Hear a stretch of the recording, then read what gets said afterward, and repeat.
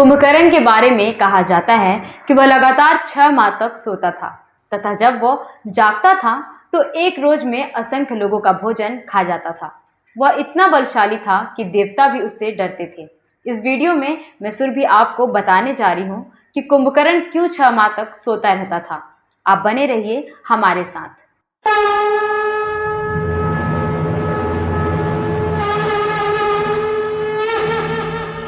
कुंभकर्ण का जन्म ब्राह्मण राक्षस कुल में हुआ था।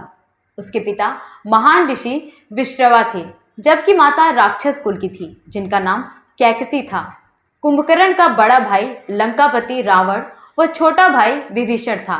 वह जन्म से ही अति विशाल शरीर के साथ पैदा हुआ था तथा समय के साथ साथ वह और भी विशाल होता गया।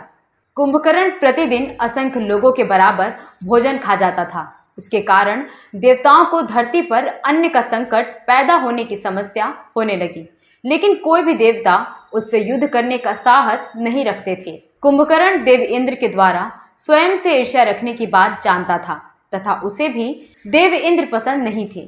फलस्वरूप उसने अपने भाइयों रावण और विभीषण के साथ कई हजार वर्षों तक भगवान ब्रह्मा की कठोर तपस्या की व उन्हें प्रसन्न किया।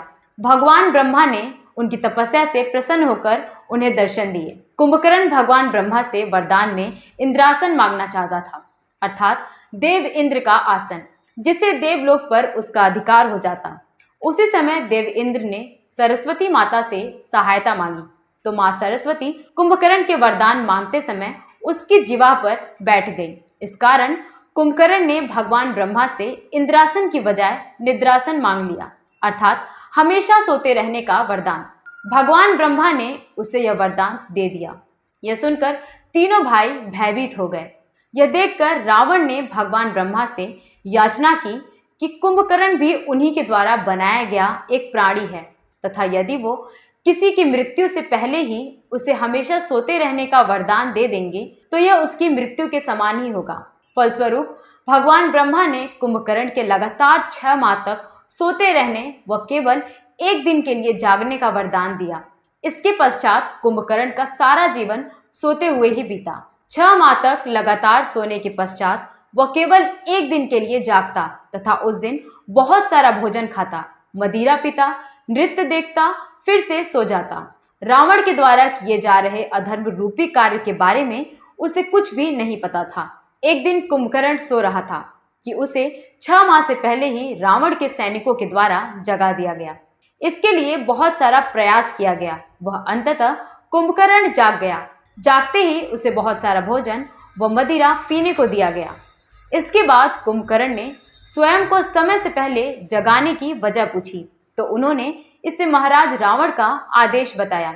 कुंभकर्ण भोजन करने के पश्चात रावण से मिलने उसके भवन की ओर निकल पड़ा। जब कुंभकर्ण रावण से मिला तो उसे सब घटना का ज्ञान हुआ। रावण ने उसे बताया कि किस प्रकार उसने माता सीता का हरण कर लिया है। श्री राम ने वानर सेना के साथ लंका पर चढ़ाई कर दी है। युद्ध में रावण के कई योद्धा व भाई बंधु मारे जा चुके हैं। स्वयं रावण भी श्री राम के हाथों परास्त हो चुका है, इसलिए उसे समय से पहले श्री राम की सेना के साथ युद्ध करने के लिए जगाया गया है।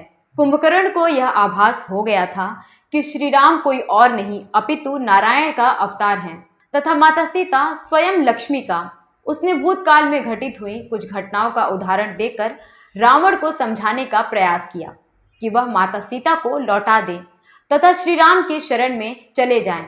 साथ ही उसने यह भी कहा कि यदि उसने ऐसा नहीं किया तो राक्षस कुल का विनाश हो जाएगा। यह सुनकर रावण ने कुंभकर्ण पर बहुत क्रोध किया तथा उसे युद्ध में जाने का आदेश दिया। अंत में जब कुंभकर्ण समझ गया कि अब रावण को समझाने का कोई फायदा नहीं तो उसने युद्ध भूमि में जाकर नारायण के हाथों मरने का निश्चय किया। यह कहकर वह श्री राम के साथ युद्ध करने के लिए निकल पड़ा। जब कुंभकर्ण अपना विशाल शरीर लेकर युद्ध भूमि में पहुंचा तो वानर सेना में आतंक व्याप्त हो गया। यह देखकर कुंभकर्ण का छोटा भाई विभीषण उससे वार्तालाप करने आया। उसने कुंभकर्ण को श्री राम की सेना के साथ मिलकर धर्म का साथ देने को कहा। तब कुंभकर्ण ने अपना धर्म अपने भाई व लंका के राजा के लिए लड़ना बताया। उसने विभीषण को भी गलत नहीं कहा तथा उसने कहा कि वह अपने धर्म का पालन कर रहा है। उसने विभीषण का श्री राम की सेना के साथ मिलकर युद्ध करने का प्रस्ताव ठुकरा दिया तथा युद्ध करने के लिए आगे बढ़ गया। इसके बाद कुंभकर्ण ने वानर सेना में भीषण तबाही मचा दी। वह वानरों को अपने पैरों तले कुचलता हुआ आगे बढ़ रहा था। वह उन्हें चबाकर खा रहा था। बीच में उसका हनुमान, लक्ष्मण, अंगद इत्यादि से भी युद्ध हुआ, लेकिन कोई भी उसको रोक पाने में असफल था। जब वानर नरेश महाराज सुग्रीव उससे युद्ध करने आए तब वह बहुत प्रसन्न हो गया।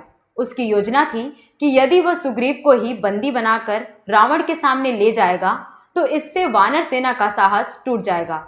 वह अपने राजा को बंदी बना देखकर निराश हो जाएंगे। जब वह सुग्रीव को बंदी बनाकर रावण के महल की ओर जाने लगा तो पीछे से स्वयं श्री राम ने उसे चुनौती दी। कुंभकर्ण को पता चल गया था कि उसके सामने स्वयं नारायण आ चुके हैं। वह अब उसका अंत निश्चित है, लेकिन नारायण के हाथों मृत्यु होने से वह निश्चित भी था। उसने श्री राम के साथ भीषण युद्ध किया तथा अंत में भगवान श्री राम ने इंद्रास्त्र चलाकर कुंभकर्ण की दोनों भुजाएं काट डाली। इसके बाद प्रभु ने ब्रह्मादंड चलाया, जिससे कुंभकर्ण का मस्तक कटकर समुद्र में जा गिरा।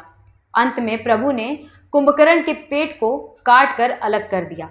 तो दोस्तों, इस वीडियो में बस इतना ही। अगले वीडियो में मैं फिर धर्म और आस्था से संबंधित कोई नई कहानी या नई जानकारी लेके हाजिर हो जाऊंगी। तब तक के लिए नमस्कार।